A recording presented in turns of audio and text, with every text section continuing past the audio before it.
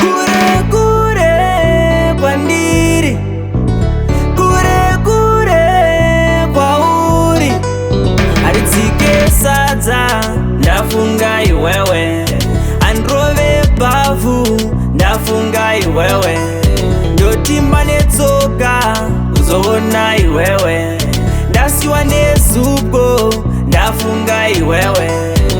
Baby, ndiwe uri chimwe changu. Baby, ndiwe uri chimwe changu. Yeah, ndiwe uri chimwe changu. Baby, ndiwe uri chimwe changu.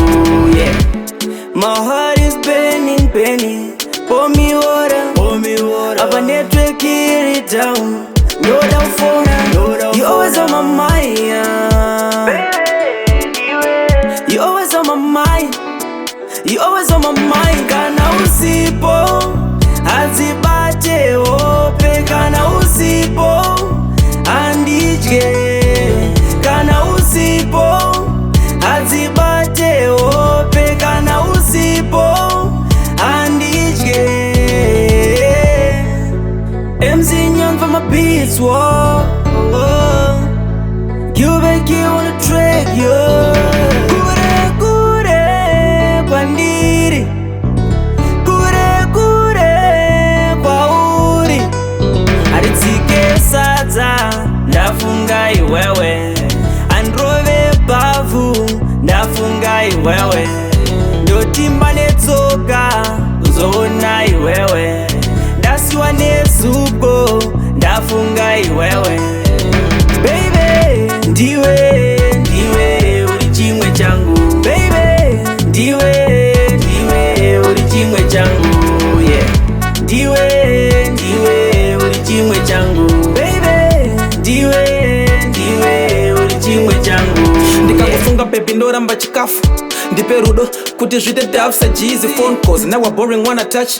I saw them pics that you send on my app.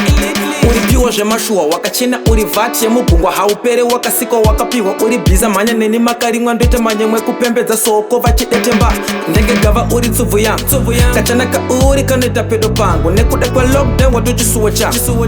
You my sanitizer, you my chloroquine. Madhiri akatsika kubasa zvakambomira, takarongedza zvikazorongonorwa zvichapombonoka ndikuzvisota ndine pasa achiteka zvichiondomoka ndafojera tsamba ndikwire bus Quarantine me with your sweet love. ndikasapa ndatenga wine. Ndiwe uri chimwe changu. Proms. Ndiwe uri chimwe changu. Cupid Kid.